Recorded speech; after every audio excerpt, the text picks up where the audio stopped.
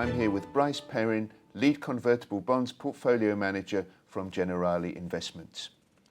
Should investors, Brice, start with a traditional convertible bond, or should they perhaps look at a more flexible, absolute return strategy?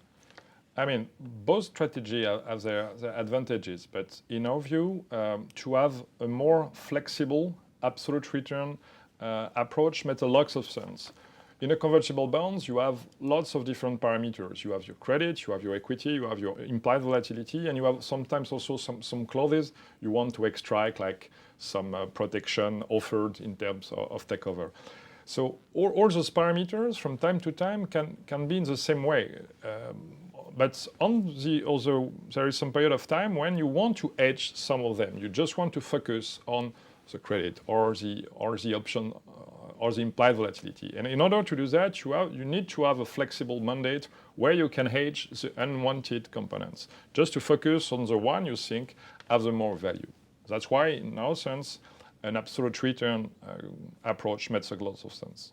And which are the biggest risks that investors in these strategies should be worried about? I think the biggest risk for both outright and absolute return convertible bonds is a liquidity issue you may have in a huge market turmoil. So in the very beginning of our process, we stick to the most liquid and also where we see the best credit quality, because you cannot perfectly hedge those. So to be sure that you invest in bonds where you have both liquidity and credit will guarantee you to have better times in difficult environments. And could I put you on the spot if a wealth manager comes to you and says, we've got so much in bonds, equity, alternatives such as infrastructure and private equity, what kind of percentage can they put into a convertible bond strategy? In my view, convertible bonds is a kind of balanced mandate in its own. With the embedded options, even if the portfolio manager does not move his equity sensitivity, if the equity are to go up, the convertible bonds will be more and more sensitive to the equity. And if equity go down, they will be less and less sensitive. That will make the convertible bond in itself a kind of dynamically managed portfolio.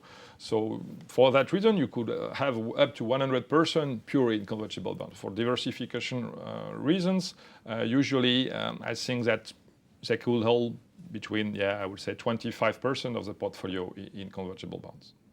Brice Perin, thank you very much. Thank you.